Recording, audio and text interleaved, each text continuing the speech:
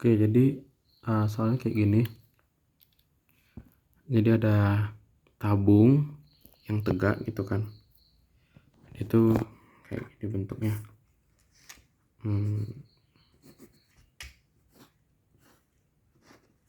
Tabung. Nah, dia tuh ada di dalam bola. Intinya dia tuh ada di dalam bola gitu. Nah, kayak gini nih. Nah, jadi katanya ada bola karet berjari-jari R besar. Itu diisi tabung sirkular dan segala macam. Nah, intinya dia tuh nggak menembus keluar. Terus yang A, tulis fungsi yang ingin dimaksimalkan, yaitu volume tabung dalam variabel jari-jari alasnya R kecil dan tingginya H kecil. Nah, kita kerjakan kayak gini. Jadi fungsi yang ingin dimaksimalkan itu adalah fungsi f dalam persamaan Lagrange. Nah, persamaan Lagrange itu bunyinya kayak gini. Gradien f sama dengan lambda dikali gradien g. Nah, fungsi yang ingin dimaksimalkan itu sudah tertulis di soalnya, itu volume tabung. Nah, volume tabung yang dianotasikan dengan variabel R dan H, R kecil dan H. Nah, kita tahu kalau volume tabung itu tuh dia rumusnya pi R kuadrat H. Jadi kita bisa definisikan fungsi f dengan anotasi variabel R dan H itu adalah pi R kuadrat H. Karena fungsi yang ingin dimaksimalkan itu adalah fungsi f, oke? Nah, di sini udah kita dapat fungsi yang ingin dimaksimalkan itu apa. Oke, terjawab ya. Yang B, turunkan fungsi kendala yang harus dipenuhi agar tabung menyinggung permukaan bola dari dalam. Tuliskan persamaan kendala tersebut. Oke. Jadi fungsi kendala itu secara definisi itu adalah batasan untuk fungsi yang dimaksimalkan. Jadi istilahnya kayak di dalamnya itu ada bidang yang dikurung oleh bidang lain gitu loh istilahnya. Nah, jadi bayangin tabung itu sebagai marshmallow yang ngembang, Jun. Misal nih, ini kan, jadi ada yang ini itu dipotong secara vertikal, celet gitu, celet, seret. Nah, jadi bentuknya kayak gini kan. Nah, kita tahu kalau bahwa tabung ini bisa mengembang, jadi bentuknya kayak gini nih. Nah, bentuknya kayak gini, tapi kan sudah tertulis di soal kalau tidak ada bagian tabung yang menembus keluar. Jadi yang maksud daerahnya itu adalah ini, kalau memang menembus keluar. Nah, tapi dalam konteks soal kan tidak menembus keluar. Nah, batasan berupa batasan itu berupa lingkaran, sehingga batasan memiliki fungsi lingkaran. Fungsi lingkaran itu kan x kuadrat plus y kuadrat sama dengan r kuadrat. Nah, di mana r kuadrat ini adalah jari-jari bola. R besar ini sudah dianotasikan juga di bagian soal, yaitu ini nih. Oke. Nah, terus karena kita tahu fungsi awalnya kayak gini, kita perlu definisikan kan x dan y ini apa dalam bentuk R dan H, karena kita sudah tahu dalam bentuk eksplisit awalnya itu tuh bentuknya harus R sama H. Nah, baru kita lihat di sini kan, kalau kita perhatikan baik-baik, definisi R itu kan ini nih. Definisi R itu kan yang ini, John. Nah, terbentuklah Pitagoras, ya nggak? Kalau yang ini, untuk menghasilkan ini berarti perlu antara ini sama ini kan. Nah, ini nih, nilai X ini itu adalah R. Karena itu adalah jari-jari alas dari tabung.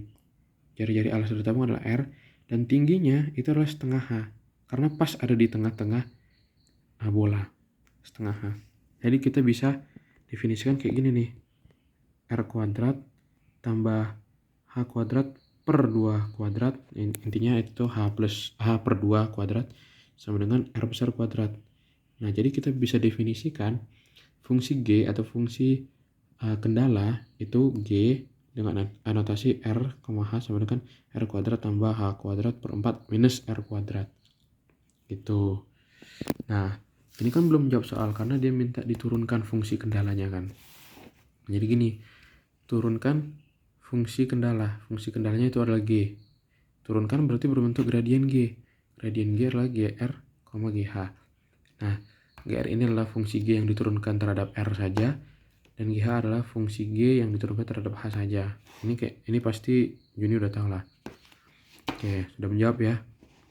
Oke, lanjut yang C. Buktikan bahwa volume tabung terbesar berada di rentang 50% sampai 60% dari volume bola. Nah, di sini baru kita harus menggunakan Lagrange untuk mendapatkan jawabannya. Jadi kita tahu kalau Lagrange itu adalah gradien F sama dengan lambda kali gradien G. F itu sama dengan apa tadi? F itu adalah persamaan volume tabung pi R kuadrat H. Nah, terus kita turunkan terhadap R ya. Jadi 2 pi RH dan diturunkan terhadap H berarti sisa PR kuadrat. Nah, sekarang yang G. G-nya itu adalah R kuadrat plus H kuadrat per 4 min R kuadrat. GR-nya sudah kita cari kan sebelumnya 2R dan G-nya sama dengan H per 2. Nah, dari kita mencari ini dan ini terbentuklah dua persamaan. Persamaan satu yaitu turunan F terhadap R sama dengan lambda kali G terhadap R, turunan G terhadap R. Nah, persamaan kedua itu adalah yang terhadap HH aja, yang R sama yang R aja, yang H sama yang H aja.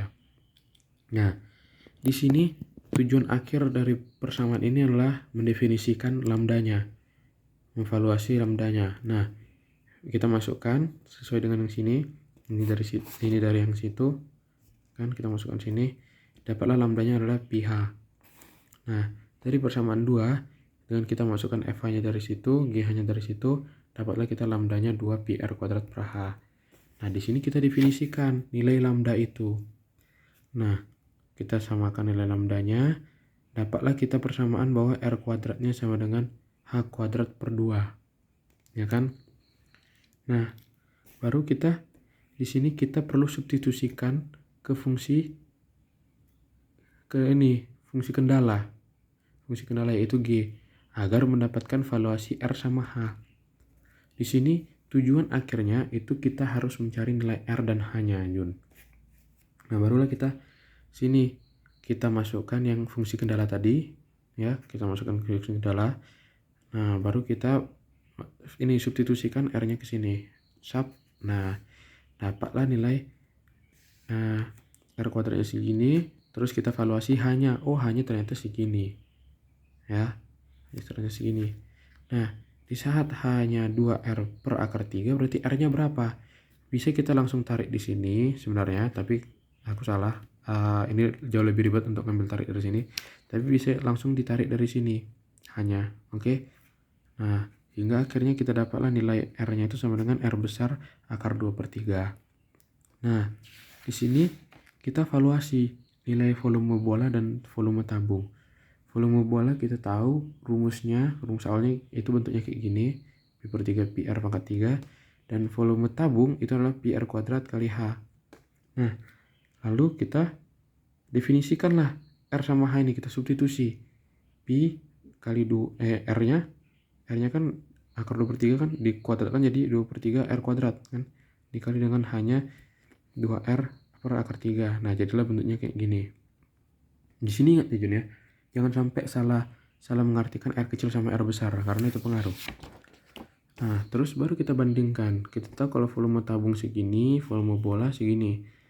Nah, kalau misalnya kita pisah 1 per akar 3 kali 4 per 3 pi R pangkat 3, jadi volume tabung itu adalah 1 per akar 3 dari volume bola. Ini kan volume bola nih yang ini. Nah, sehingga terbentuklah ya akar 3 itu bisa kita definisikan sebagai 1 akar 7 bla bla bla bla gitu kan dari volume bola.